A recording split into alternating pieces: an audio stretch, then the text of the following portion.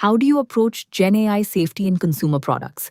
Here is the core question. How do you approach Gen AI safety when building a consumer product? And here's the one thing that separates a strong answer from an average one. The average candidate treats safety like a disclaimer, a line of small print at the bottom of the screen saying this can make mistakes. The strong candidate treats it as a system you can point at with distinct layers and clear owners. Safety isn't just a promise to be responsible, it's an engineering stack you build and continuously measure. So, what's the interviewer actually testing? They want to know if you can hold two opposite things in your head at once. An unsafe product loses trust and gets pulled. An oversafe product is slow and completely unusable. By the end of this, you'll be able to lay out a defense in depth stack and put four real metrics on it, committing to a clear posture instead of hand waving about being careful. Let's start with the frame, because most people frame this wrong. The question isn't whether the product should be safe in the first place. Obviously, it should be. The real question is how much friction and cost you spend on safety and where you spend it. Too little, and you ship harm and people get hurt, losing the market's trust overnight. Too much, and every request gets three classifiers and a warning screen. The thing feels like it's wearing a straitjacket, so users leave for a competitor that feels freer. So, safety is really a resource allocation decision spread across the request path. Say that out loud in the room. It reframes the whole answer from moralizing into engineering. Now, the layers, because a serious answer names a stack, not one trick. Picture the path a single message takes. First, the input layer. Before the request even reaches the model, a prompt classifier catches the clearly disallowed stuff like self-harm, child sexual abuse material, weapons instructions, and targeted harassment. Second, the model layer. That's RLHF and constitutional style training, so safe behavior and sensible refusals are baked into the weights themselves, plus a system prompt that sets the boundaries for the session. Third, the output layer. The model can still produce something bad even from a clean prompt, so you run a classifier on the generated text before it ever renders on screen. Fourth, the product layer. Rate limits and age gating, plus UX that sets expectations up front by explaining this can be wrong and providing a button to report it. And fifth, the feedback layer. A reporting flow and a standing red team program, alongside an incident review that turns every real failure into a new test case. 5 layers, each catching what the one before it missed. This layered approach is the core of defense in depth. Then you make it measurable, because you cannot manage safety if you don't measure it. Here are 4 specific numbers I would track to make that happen. 1. Harmful output rate on a fixed eval set you run on every release. 2. False refusal rate, because overblocking is a genuine product cost rather than a safe default. 3. Report volume per million messages, which is your early warning signal. And 4. Time to mitigation, meaning how fast you can close a new jailbreak once it shows up in the wild. Without those 4 metrics, you are just relying on good intentions rather than running a real safety system. Now commit to a posture, because the interviewer wants a decision, not a shrug. For a broad consumer product, my default answer would be that we block the catastrophic and warn on the sensitive, while allowing the rest with logging. Hard blocks are reserved for the small set of genuinely dangerous categories where a single miss is unacceptable.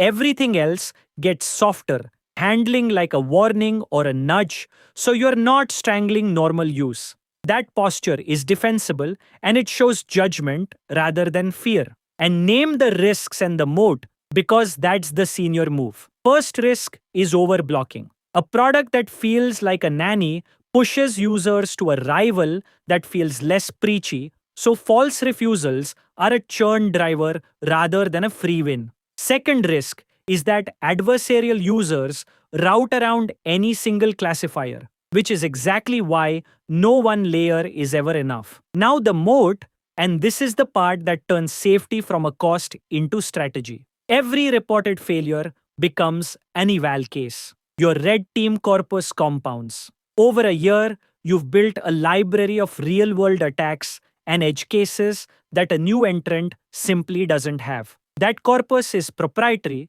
and it makes your safety system measurably harder to beat than a copycat's. Let me make this concrete with a companion chat app, which is exactly the kind of product where safety really bites. Someone types a message that signals self harm intent. The input classifier catches it and routes to a crisis resource card instead of a model completion. And notice, that's a hard rule, not a model judgment, because the cost of a miss here is a human life. So you don't leave it to a probabilistic system. But everyday emotional venting, like someone having a rough night, gets through, because blocking it would fail the exact user you're trying to help. You run a 2000 case eval set every week. Harmful output rate holds under 0.1% and false refusal rate stays under 2%. Then one week, a new jailbreak appears where people wrap a bad request in a roleplay frame, asking the model to pretend it is a specific character. Report volume jumps from 4 per million messages to 40. Your incident review pulls 150 roleplay variants into the eval set and retrains the input classifier inside the week. Time to mitigation is about 5 days. And that fresh corpus of real jailbreaks is now an asset. A competitor starting today simply cannot copy. A good interviewer won't just stop at the initial stack. They will push you on how to decide where a hard block ends and a warning begins. That line is a product decision, not a safety one. And here's how I would draw it. Reserve hard blocks for the categories where a single miss causes irreversible harm, like self-harm instructions, weapons, and child safety. For everything in the gray zone, like political content, medical questions, or edgy humor, you warn and log rather than block. That's because the cost of a wrong block there is a frustrated user and a churn event, while the cost of a wrong allow is usually recoverable.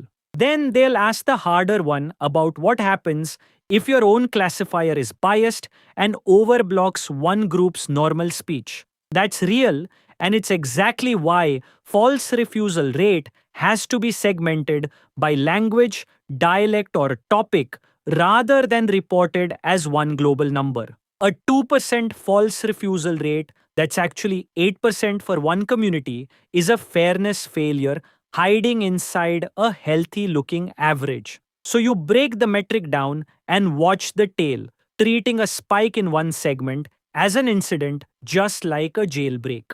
And one more they like to throw at you is who owns this. Name it.